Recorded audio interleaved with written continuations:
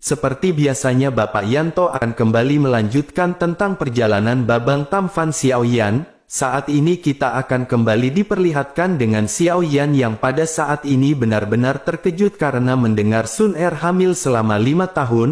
Xiaoyan tidak berani membayangkan terlebih lagi menerima Sun Er yang perutnya membuncit di hadapannya. Lalu Xiaoyan berpikir apakah pada saat ini dirinya telah jatuh ke dalam semacam sebuah ilusi. Xiaoyan memperhatikan Sun Er hingga pada akhirnya segera mundur beberapa langkah. Kemudian Xiaoyan melihat segala sesuatu di sekitarnya dan ini benar-benar semua sulit dipercayai. Lalu pada akhirnya pedang kuno api surgawi segera keluar di tangan Xiaoyan bersamaan dengan naga api yang mengamuk. Xiaoyan pun segera mengangkat tangannya dan hendak melambaikannya. Akan tetapi tiba-tiba semua itu benar-benar hancur dalam sekejap, dan sebuah suara samar segera terdengar di belakang Xiaoyan dan Xiaoyan tiba-tiba berbalik. Suara tersebut berkata bahwa ini bukan adalah ilusi tetapi sebuah kenyataan. Xiaoyan pada saat ini bisa melihat seorang pria bersandar pada tiang yang berada di hadapannya. Kemudian wajah pria ini ditutupi dengan janggut dan dirinya memegang labu minuman di tangannya. Sementara itu Xiaoyan segera menangkupkan tangannya ke arah pria tersebut. Meskipun Xiaoyan tidak mengetahui kekuatan dari pria ini tetapi Xiaoyan bisa merasakan ketakutan di dalam hatinya, dan pada akhirnya Xiaoyan pun segera bertanya kepada pria tersebut, siapakah sosok senior ini? Menanggapi pertanyaan Xiaoyan ini pria tua itu pun segera mengangkat labu anggur di tangannya. Setelah itu dirinya perlahan berkata bahwa dirinya adalah guru dari gadis ini. Tentu saja Xiaoyan pun seketika terkejut mendengar apa yang diucapkan oleh sosok tersebut. Lalu Xiaoyan akhirnya menjelaskan bahwa Sun Er telah dibawa pergi oleh Liontin Giok hanya setengah batang dupa. Akan tetapi pada saat ini mengapa Sun Er telah mengalami kehidupan selama 5 tahun? Lalu di tengah-tengah kebingungan ini Xiaoyan benar-benar melihat sekeliling dan memperhatikan semua yang ada. Xiaoyan memperhatikan orang-orang yang berjalan bolak-balik di sekitarnya dan menemukan bahwa orang-orang ini semua mengambang, bahkan sosok mereka agak transparan dan tanpa kaki dan Xiaoyan segera menyadari bahwa ini bukanlah orang yang hidup, dan mungkinkah seluruh perahu ini dipenuhi dengan sosok hantu? Lalu Xiaoyan yang tercengang pun tanpa sadar bergumam bahwa ini adalah kapal dari orang-orang mati. Kemudian Xiaoyan mulai mengingat apa yang dikatakan oleh Zhan Lao dan itu juga menegaskan apa yang dikatakan oleh Zhan Lao. Xiaoyan teringat Zhan Lao pernah memberitahu bahwa Liontin Batu Giok itu bukan berasal dari alam di benua Dodi yang ditempati oleh Xiaoyan. Sementara itu di sisi lain pria tua pun melihat ekspresi terkejut dari Xiaoyan dan mulai tersenyum. Lalu dirinya segera berkata kepada Xiaoyan apa yang dikatakan oleh Xiaoyan itu memang benar, akan tetapi mereka bukanlah orang mati dan apakah Xiaoyan mengetahui gerbang neraka? Mendengar hal tersebut Xiaoyan benar-benar terkejut dan Xiaoyan juga pernah mendengar mengenai kata gerbang neraka. Tempat ini memiliki nama lain yang sering juga disebut dengan gerbang hantu. Hanya saja yang membuat Xiaoyan terkejut pada saat ini adalah bahwa gerbang hantu itu bukanlah sebuah legenda melainkan sebuah kenyataan. Lalu di tengah-tengah ketidakpercayaan ini pada akhirnya Xiaoyan segera bertanya, apakah ini adalah gerbang neraka? Melihat ekspresi terkejut dan kebingungan Xiaoyan bahkan Sun Er yang berada di sampingnya pada saat ini tertawa geli. Lalu Sun Er pun segera menjelaskan bahwa ini bukanlah gerbang neraka. Sun Er lanjut menjelaskan kepada Xiaoyan bahwa ini disebut dengan rumah hantu. Ini berada di antara gerbang hantu atau gerbang neraka dan dunia bawah. Tempat ini menampung beberapa hantu yang tidak bisa melewati gerbang hantu atau setelah melewati gerbang hantu. Lalu tempat ini dikhususkan untuk mereka yang tidak memiliki tempat untuk bereinkarnasi dan berkeliaran di dunia. Mendengar apa yang dikatakan oleh Sun Er ini Xiaoyan pada akhirnya menerima fakta ini di dalam hatinya. Kemudian Xiaoyan pada akhirnya menyadari Sun Er mungkin benar-benar telah berada di sini selama 5 tahun. Sun Er benar-benar mengetahui banyak mengenai hal ini jika dibandingkan dengan Xiaoyan sendiri. Apalagi Sun Er telah berada di sini selama 5 tahun dan itu artinya kehidupan di dalam perut Sun Er telah dikandung selama 5 tahun. Akan tetapi Xiao Yan pada saat ini masih tidak bisa melepaskan keraguan di dalam hatinya. Setelah Sun Er menjelaskan, Xiao Yan pun segera bertanya kepada Sun Er, apakah Sun Er benar-benar sudah hamil selama 5 tahun? Menanggapi hal tersebut, Sun Er pun mengangguk dan segera menjelaskan apa yang dirinya rasakan. Sun Er berkata bahwa dirinya tahu setelah dirinya hamil perutnya tumbuh dengan sangat lambat. Dirinya mengingat bahwa semua ini tidak sama dengan seperti dirinya melahirkan Lin Er, karena pada saat ini benar-benar butuh waktu 5 tahun bagi Sun Er untuk merasakan sedikit aura bayi. Mungkin pada saat ini bayi yang dikandung oleh Sun Er benar-benar bukanlah bayi yang biasa, oleh karena itu bahkan saat pembuahannya pun benar-benar tidaklah normal. Lalu di tengah-tengah percakapan antara Xiao Yan dan Sun Er, pria di belakangnya juga pada saat ini segera membuka mulutnya perlahan. Dirinya berkata tentu saja sebagai murid pertamanya tidak mungkin baginya untuk menerima orang yang biasa-biasa saja. Sementara itu Xiao Yan pada saat ini hanya menoleh ke arah pria tersebut dan kembali menatap ke arah Sun Er. Xiao Yan merasa bahwa di benua Dodi tidak ada guru yang pantas untuk mengajar Sun Er. Mengapa Sun Er pada saat ini tidak segera kembali dengan Xiao Yan? Mendengar perkataan Xiao Yan ini, sosok tua pun seketika terlihat marah terhadap Xiao Yan. Lalu dirinya pun segera berkata, apakah Xiao Yan pada saat ini mengetahui siapakah sosok tua ini? Melihat kemarahan dari gurunya, Sun Er pun buru-buru berbisik di telinga Xiao Yan dan menjelaskan sosok pria tersebut. Lalu setelah Xiao Yan mendengar namanya, Xiao Yan benar-benar sangat takut sehingga Xiao Yan segera menangkupkan tinjunya. Xiao Yan dengan hormat segera menyapa sosok tersebut yang pada saat ini sedang meminum anggur merah. Melihat sikap Xiao Yan yang tiba-tiba berubah menjadi 180 derajat, pria tersebut pun langsung menjadi lebih puas. Sosoknya pun seketika berdiri dan dengan tegas segera berbicara kepada Xiao Yan. Dirinya berkata agar Xiao Yan pada saat ini mendengarkan perkataannya dengan baik-baik. Semua orang pada saat ini memanggil dengan sebutan Raja Surga. Tentu saja Xiao Yan pun tercengang ketika dirinya mendengar perkataan tersebut dan membuka mulutnya. Xiao Yan pada saat ini berpura-pura sangat terkejut karena Xiao Yan baru pertama kali mendengar perkataan tersebut. Meskipun pria ini memiliki kekuatan yang kuat, tetapi perkataan tersebut benar-benar sangat konyol menurut Xiao Yan. Dan pada akhirnya Xiao Yan pun segera berkata ternyata ini adalah Raja Tianzang atau Raja Surga Senior yang sudah lama dikagumi oleh Xiao Yan. Tentu saja hal ini benar-benar sangat beruntung karena dirinya bisa melihat wajah asli dari senior. Xiao Yan ingin tahu apakah senior pada saat ini memiliki ide untuk menerima murid lain.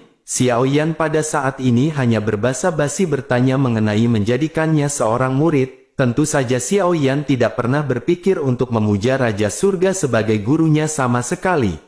Sementara itu di sisi lain, Raja Surga dengan puas segera berbicara kepada Xiao Yan. Dirinya berkata bahwa dirinya tidak ingin menerima murid lagi, tetapi pada saat ini suasana hatinya sedang sangat baik dan tidak menjadi permasalahan untuk memberi Xiao Yan beberapa nasihat. Setelah berbicara, dirinya pun segera berjalan beberapa langkah ke depan dan segera menatap ke arah langit. Lalu dirinya segera menggaruk langit dengan telapak tangannya beberapa kali sebelum akhirnya menggelengkan kepalanya. Xiao Yan dan Sun Er melihat hal ini benar-benar kebingungan. Sementara Raja Surga pada saat ini menundukkan kepalanya. Dirinya pun segera bergumam bahwa ini benar-benar alam bawah dan bahkan tidak ada jejak Taoisme. Mungkinkah di alam ini yang tertinggi adalah Dodi dan tidak ada orang yang bisa menerobos ke Dosian? Sepertinya hal itu disembunyikan oleh aturan langit dan bumi. Dan mengapa ini terjadi? Mungkinkah dunia menengah khawatir kecepatan perkembangan dunia ini akan mengancam status mereka? Oleh karena itu mereka sengaja menyembunyikannya hingga pada akhirnya orang-orang bawah tidak akan dapat menembus. Mendengar hal tersebut, Xiao Yan berpikir bahwa semua ini benar-benar sulit untuk dipahami. Akan tetapi Xiao Yan telah mendengar Kaisar Xiao Yao berbicara tentang masalah ini. Oleh karena itu Xiao Yan pada saat ini bisa sedikit banyaknya menyerap apa yang dimaksud. Dan pada akhirnya Xiao Yan segera menghela nafas dan menatap ke arah Sun Er sebelum akhirnya kembali menoleh ke arah Raja Surga. Xiao Yan segera berkata bahwa pada saat ini Xiao Yan akan berterima kasih kepada senior, akan tetapi pada saat ini Xiao Yan juga ingin bertanya bisakah Xiao Yan dan Sun Er segera kembali ke kehidupannya masing-masing. Mendengar hal tersebut pria itu pun sedikit kesal dan dirinya segera mengutuk kepada Xiao Yan. Dirinya lanjut berkata apakah Xiao Yan tahu selama dirinya berpikir maka dunia keberadaan Xiao Yan ini akan bisa berubah menjadi debu. Beraninya Xiao Yan pada saat ini berbicara seperti itu kepadanya. Menanggapi hal tersebut Xiao Yan pun segera berkata meskipun senior bisa melakukannya tetapi dirinya tidak akan mampu melakukannya. Sebagai guru dari Sun Er bagaimana mungkin senior akan menghancurkan tempat di mana Sun Er tinggal. Mendengar perkataan Xiao Yan yang sangat tegas ini Raja Surga pun hanya bisa menganggukkan kepalanya. Sementara itu Xiao Yan pada saat ini lanjut bertanya, apakah senior bisa mengirim mereka kembali? Menanggapi pertanyaan tersebut pria tua itu pun mengutuk kembali ke arah Xiao Yan. Dirinya berkata jika bukan karena gadis ini yang mencuci wajahnya dengan air mata setiap hari, pria ini tidak akan datang ke tempat yang malang ini. Jika Xiao Yan ingin pergi maka Raja Surga akan segera mengirim Xiao Yan untuk pergi. Adapun mengenai gadis ini dirinya benar-benar telah menjadi muridnya. Lalu apa gunanya baginya berada di tempat jelek seperti ini dan Xiao Yan bisa melihat kekuatannya pada saat ini. Mendengar hal tersebut Xiao Yan pun segera merasakan kekuatan Sun Er dengan kekuatan spiritualnya.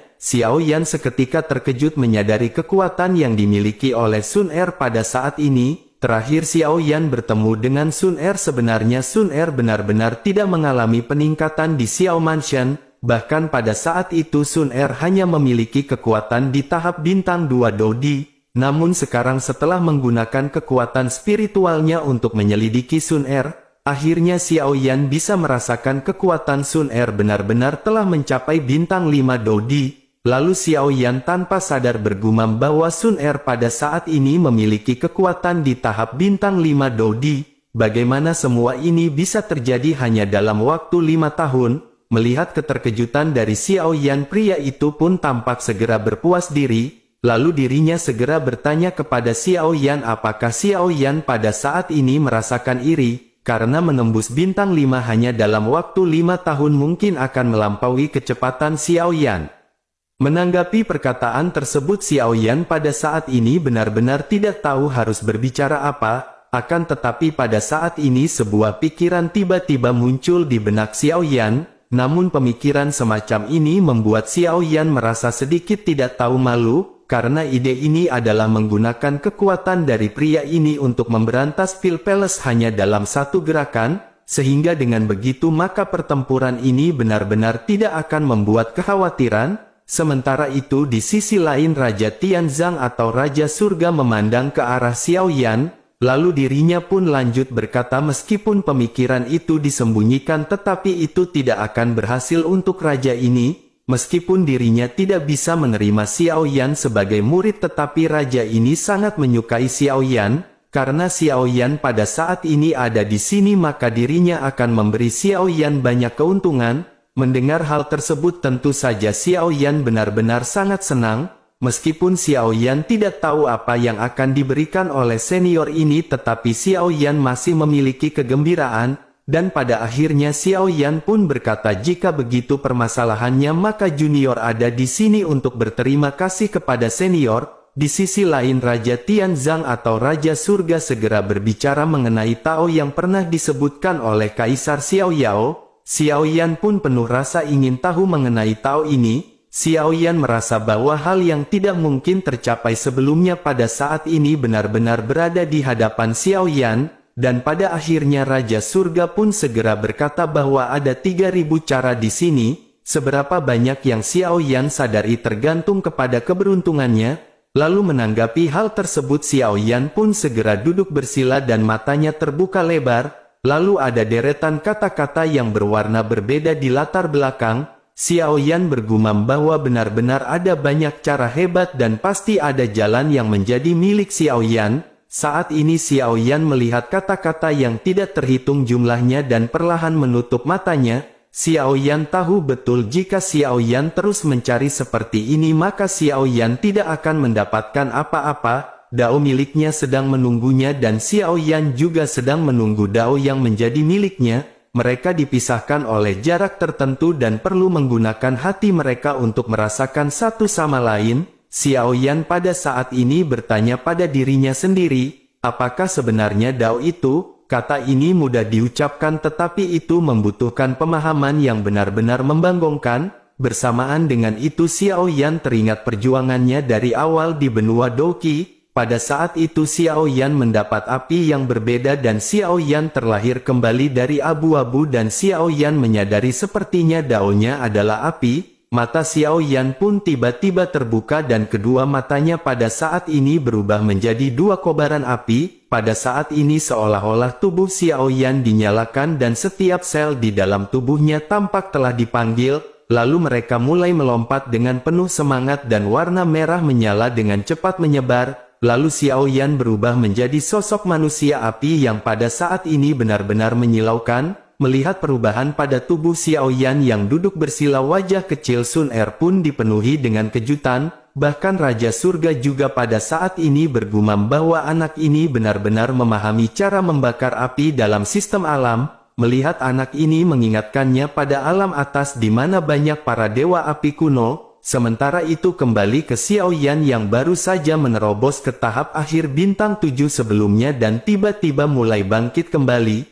Lalu aura Xiao Yan pada saat ini benar-benar melonjak perlahan, dan pada akhirnya Xiao Yan segera membuka mulutnya dan meneriakkan kata api dan aura di tubuhnya seketika menjadi semakin melonjak.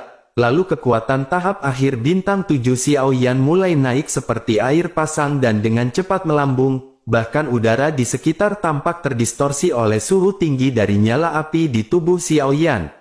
Sementara itu di daratan benua Douqi pada saat ini semua nyala api tampaknya telah diberi kehidupan. Mereka meletus dengan sangat hebat pada saat ini seolah-olah dipanggil oleh semacam panggilan. Bahkan gunung berapi yang telah lama diam segera meletus saat ini dan magma seperti api yang hidup melonjak. Lalu segala sesuatu dari magma ini bergegas keluar seolah-olah kemunculan Xiao Yan membawa pemimpin baru bagi semua sumber api di daratan. Bahkan Raja Surga juga pada saat ini bergumam bahwa dirinya benar-benar tidak menyangka elemen api di benua ini sangat mengenali bocah tersebut. Dan pada saat ini di daratan ada gunung yang menyala dan telah terbakar selama puluhan ribu tahun. Semua sumber api yang pada saat ini berada di benua Douqi menyala dan melesat ke arah langit. Lalu mereka seperti banyak pelangi yang pada saat ini melesat ke langit seolah-olah dipanggil oleh Xiao Yan. Dan semakin banyak pelangi api di benua Douqi maka membuat langit yang awalnya tertutup oleh bahtera dan jatuh dalam kegelapan pada saat ini secara bertahap menjadi cerah. Lalu cahaya pelangi masih terus berdatangan dan pemandangan ini secara alami menarik perhatian banyak orang. Kemudian lelaki tua yang melayang di atas Xiao Mansion juga pada saat ini alisnya berkerut melihat pemandangan ini. Lalu dirinya pun merenung sejenak dan bergumam, mungkinkah dao daratan ini telah terungkap kembali? Tampaknya kekuatan besar ini hanya memberi anak itu kesempatan untuk memahami dao. Tampaknya situasi tanpa pertempuran abadi di benua Douqi selama ribuan tahun akan segera dipatahkan, dan jika demikian bukankah benua Douqi akan dihancurkan kembali dan tidak akan ada kedamaian? Sementara itu kembali ke Xiao Yan yang pada saat ini masih duduk bersila dengan api yang membumbung tinggi ke langit, saat pelangi api yang tidak terhitung jumlahnya menyapu langit dan menyatu ke dalam tubuh Xiao Yan. Saat ini aura Xiao Yan pada saat ini menjadi semakin kuat, bahkan origin ki dari api ini benar-benar jauh lebih kuat jika dibandingkan dengan origin ki dari seorang Douqi yang biasa-biasa saja. Karena mereka memiliki origin ki Kaisar Xiao Yan maka itu berarti hanya Xiao Yan lah yang dapat menyerap origin ki dari Kaisar tersebut. Xiao Yan terus-menerus menyerap pelangi api untuk meningkatkan kekuatannya. Pada akhirnya Xiao Yan yang duduk bersila merasakan origin ki yang kuat di tubuhnya. Lalu, Xiao Yan akhirnya berteriak untuk memberikannya terobosan. Xiao Yan meminta Kaisar Api dari benua Douqi untuk memberikan bantuan kepadanya. Beri sedikit sumber energi untuk dapat menembus ke puncak bintang 7 Douqi. Bersamaan dengan teriakan Xiao Yan ini di dalam ngarai setinggi 10.000 meter yang berada di benua Dodi, ada suara rengekan pada saat ini segera terdengar di dasar ngarai yang gelap, dan sepasang pupil yang menyala tiba-tiba terbuka, lalu ngarai yang gelap itu pun tiba-tiba terbakar dan sosok pada saat ini segera melesat ke arah langit. Bayangan api besar pada saat ini membumbung ke langit dan berputar-putar di udara. Setelah itu sesosok penampilan pada saat ini dapat dilihat jelas oleh semua orang. Mata dari sosok ini seperti dua manik-manik kaca transparan dan seluruh bola matanya tampak mengandung esensi langit dan bumi. Lalu hal yang paling mencolok adalah sosok ini merupakan burung yang hanya memiliki 3 kaki dengan penampilannya yang menutupi dunia yang gelap di benua Dodi. Sosoknya pada saat ini segera menerangi area yang luas, dan jika dilihat dari kejauhan, maka sosok ini benar-benar terlihat seperti matahari yang terik. Lalu setelah kemunculannya, beberapa orang secara alami mengenalinya dan mata mereka dipenuhi dengan keterkejutan. Semua orang menyadari bahwa ini adalah sosok yang disebut dengan gagak emas berkaki 3. Makhluk yang kuat dan misterius seperti gagak emas berkaki 3 ini seperti eksistensi yang legendaris. Bahkan banyak orang telah mendengarnya tetapi mereka belum pernah benar-benar melihat sosoknya. Lalu sosok gagak emas berkaki 3 ini telah diam untuk waktu yang lama yang tidak diketahui dan baru pada saat ini dibangkitkan kembali. Lalu lelaki tua yang melayang di atas Xiao Mansion juga pada saat ini secara alami melihatnya. Kemudian dirinya memandang dengan penuh rasa ingin tahu pada gagak emas berkaki 3 yang tampak sangat bahagia di kejauhan. Lalu dirinya pun bergumam bahwa dirinya tidak berharap itu telah menghilang begitu lama dan ternyata seseorang telah menunggunya. Apakah sosok burung nomor 1 ini yang memiliki kepribadian yang sulit diatur juga akan mematuhi bocah tersebut? Di sisi lain pada saat ini tetua bintang 9 dari ras monster juga terkejut di udara. Dirinya memandang gagak emas berkaki 3 dan benar-benar sangat terkejut. Dan pada akhirnya dengan ragu-ragu dirinya pun segera berkata bahwa ini adalah api surgawi nomor 1 yang telah lama menghilang. Dirinya benar-benar tidak menyangka bahwa dirinya akan bisa melihat api surgawi yang memiliki nama Great Sun Golden Crow Flame. Sementara itu di sisi lain di aliansi bayangan, sepasang mata merah tiba-tiba terbuka. Lalu cahaya dari gagak emas ini menyinari gua hantu dan samar-samar memantulkan wajah di bagian terdalam gua hantu. Wajah ini tampak terlihat pucat dengan mata merah tanpa pupil.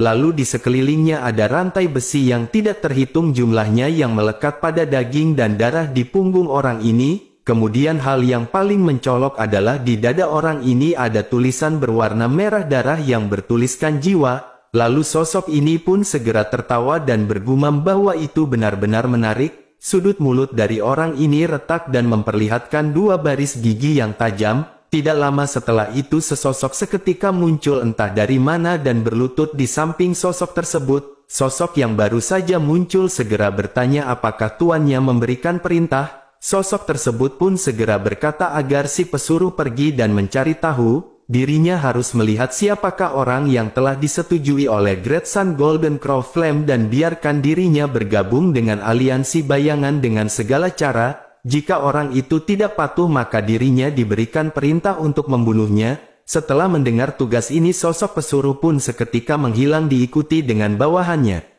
Sementara itu kembali ke Xiao Yan yang pada saat ini masih duduk bersila. Lalu sosok gagak emas juga pada saat ini perlahan terbang menuju udara dan telah sampai di hadapan Xiao Yan, dan pada akhirnya cahaya merah segera terbang di atas kepala Xiao Yan dan segera terdengar suara ledakan. Tubuh Xiao Yan pada saat ini seketika seperti lubang hitam yang menyerap dan melahap semua bola merah kecil dari ledakan yang baru saja tercipta. Bersamaan dengan itu aura Xiao Yan pada saat ini kembali meloncat. Dan tidak berselang lama nyala api di tubuh Xiao Yan pada saat ini secara bertahap mulai memudar. Ketika Xiao Yan kembali membuka matanya aura di tubuh Xiao pada saat ini sudah menembus puncak bintang 7 Dodi. Lalu Xiao Yan pada akhirnya menghela nafas dan segera merasakan kekuatan di dalam tubuhnya. Xiao Yan pun bergumam akhirnya Xiao Yan pada saat ini telah mencapai bintang 7 Dodi. dan jika Xiao Yan pada saat ini bisa menembus ke bintang 8, bukankah Xiao Yan tidak perlu lagi takut dengan Pil Palace untuk bertempur? Bersamaan dengan itu Xiao Yan pada saat ini melihat sekeliling di mana masih banyak kata-kata yang menggantung di atas kepala Xiao Yan. Lalu Xiao Yan pun bertanya apakah semua ini masih belum berakhir. Sementara itu di sisi lain suara Raja Tianzang kembali terdengar oleh Xiao Yan. Dirinya berkata sepertinya tubuh Xiao Yan bukan hanya memiliki cara pembakaran dari api, mungkin ada cara lain dan Xiao Yan pada saat ini harus memikirkannya. Mendengar hal tersebut Xiao Yan pun tercengang dan pada saat ini Xiao Yan segera memikirkan sesuatu, karena mungkinkah selain dari api surgawi, roh hantu dan segel roh juga telah mencapai alam pencerahannya? Mungkinkah pada saat ini 3 benda ajaib di tubuh Xiao Yan benar-benar telah mencapaikan pencerahan taonya masing-masing? Lalu pada akhirnya Xiao Yan pun segera merasakan roh hantu dan segel roh di dalam tubuhnya. Setelah memperhatikan Xiao Yan pada saat ini menyadari keduanya benar-benar telah mencapai pencerahannya, sehingga Xiao Yan pada akhirnya segera memfokuskan pemikirannya. Lalu bersamaan dengan itu ada warna merah hitam dan biru muda yang tercetak di atas jidat Xiao Yan. Xiao Yan menyadari dengan jelas bahwa ini mewakili api surgawi, segel roh dan roh hantu, dan pada akhirnya aura Xiao Yan mulai kembali meningkat terus-menerus dan semakin banyak origin Qi yang diserap oleh Xiao Yan. Meskipun hal ini benar-benar berbeda dari terobosan Xiao Yan sebelumnya, namun Xiao Yan pada saat ini benar-benar memiliki kemampuan penyerapan yang jauh lebih besar. Bahkan Raja Tianzang juga pada saat ini sekali lagi memuji penampilan Xiao Yan. Setelah melihat hal ini, dirinya pun bergumam bahwa anak ini benar-benar mampu memahami taonya sendiri. Dirinya khawatir banyak dou di bintang 9 yang bahkan tidak dapat memahami taonya sendiri. Sementara itu mendengar kata Tao dan Dao, Sun Er pada saat ini segera bertanya dengan lembut. Sun Er bertanya apakah yang dimaksud oleh Tao dan apakah itu Dao. Lalu Raja Tianzang pada akhirnya menghela nafas dan mulai menjelaskan kepada Sun Er secara perlahan. Sementara itu di sisi lain pada saat ini cahaya di mata Xiao Yan berubah. Bahkan auranya menjadi semakin kuat dan kekuatan Xiao Yan pada saat ini benar-benar mendekati bintang 8 Dodi. Sementara itu awan petir di atas kepala Xiao Yan pada saat ini segera berkumpul. Lalu Sun Er dan Raja Tianzang sama-sama mendongak dan Sun Er pada saat ini terlihat khawatir. Karena Sun Er baru saja menembus bintang 5 secara alami Sun Er menyadari apa yang akan datang pada saat ini. Sementara itu Raja Tianzang pada saat ini melihat awan guntur yang semakin besar tanpa ekspresi, dirinya pun segera berkata sepertinya anak ini berkembang terlalu cepat, oleh karena itu tampaknya penguasa dari benua Dodi ini benar-benar ikut campur. Di sisi lain Xiao Yan yang memejamkan matanya pada saat ini merasa bahwa sumber energi origin Qi di sekitarnya semakin lama sepertinya sengaja diisolasi. Xiao Yan pada saat ini benar-benar tidak bisa lagi menyerap energi ini dengan gila-gilaan, lalu tanpa dukungan dari origin Qi Xiao Yan pasti tidak akan mampu menembus bintang 8. Xiao Yan secara alami merasakan hal ini dan yang membuat Xiao Yan kesal adalah bukan karena penyerapannya yang telah melambat, akan tetapi Xiao Yan menyadari bahwa penyerapan dari origin Qi ini sengaja diblokir oleh sesuatu. Dan akhirnya Xiao Yan segera berteriak tidak peduli siapapun itu tidak akan ada yang bisa menghentikan Xiao Yan untuk menembus bintang 8. Lalu Xiao Yan pun segera mendorong semua kekuatannya untuk menyerap origin Qi dengan gila-gilaan. Lalu peningkatan penyerapan Xiao Yan pun bertambah tetapi pada saat ini Xiao Yan menyadari hal tersebut masih kurang. Sementara itu Xiao Yan juga pada saat ini dapat merasakan awan guntur di atas kepalanya semakin besar. Xiao Yan terus mendorong tubuhnya untuk meningkatkan penyerapan dari origin Qi ke dalam tubuhnya. Xiao Yan pada saat ini benar-benar bertekad bahwa dirinya harus segera menembus bintang 8 Dodi supaya bisa mendapatkan janda bohai baru lagi.